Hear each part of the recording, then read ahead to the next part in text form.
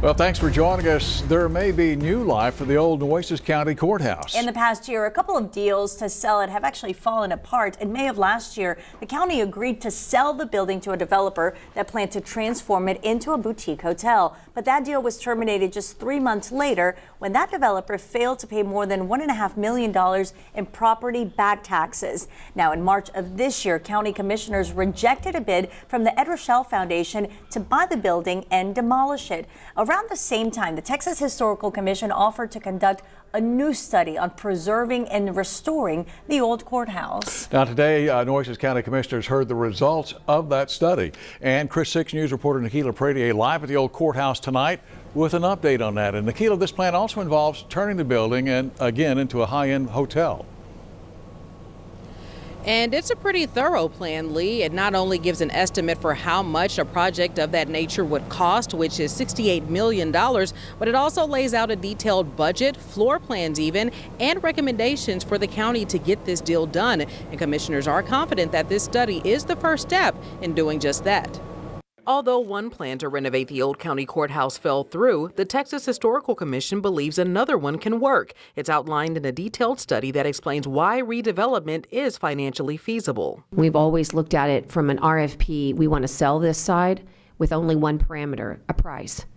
Now, for the first time, we can approach a developer, and we've almost done the vetting for them. The proposal is for a boutique hotel with 173 guest rooms, along with meeting and event space and other amenities like a restaurant and bar. Even with a $68 million price tag, Nueces County Judge Barbara Canales says the available federal and state tax incentives will attract potential developers. 50% of the cost estimate would be deferred by tax incentives.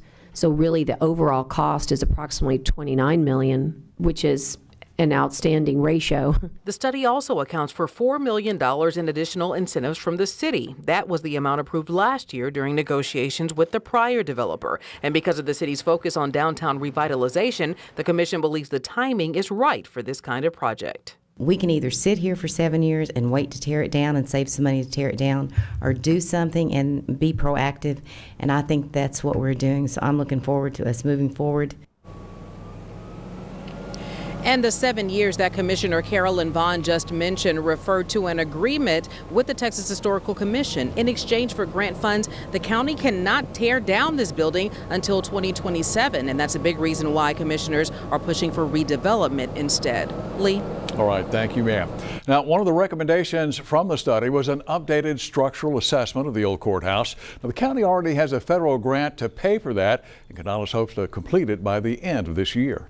We're learning more tonight about why the company Steel Dynamics chose this section to put their steel mill plant in, which is in San Patricio County, just north of Sinton, as you can see here, for their nearly $2 billion steel mill. It turns out it was because of the location. The property is close to existing electric lines to power for its state-of-the-art furnace, I should say. There are 2 railroad lines on the property with access to a third that's nearby, and it's less than a mile from a water source via the Mary Roads pipeline.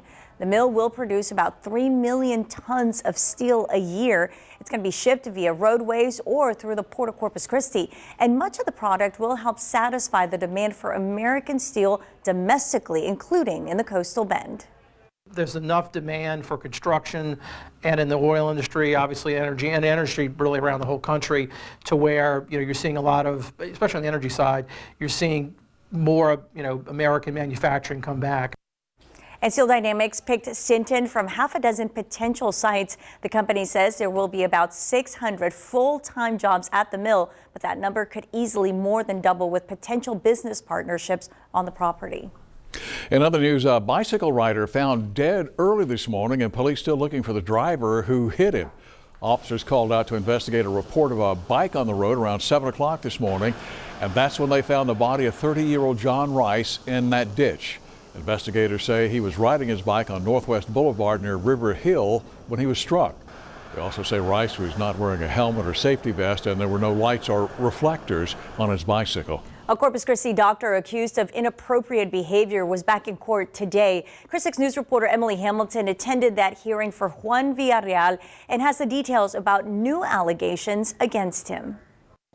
Last October, a grand jury indicted Dr. Juan Villarreal on 3 counts of sexual assault involving patients, and now prosecutors say 11 more women have now come forward with allegations against him. The OBGYN denies these allegations through his attorney.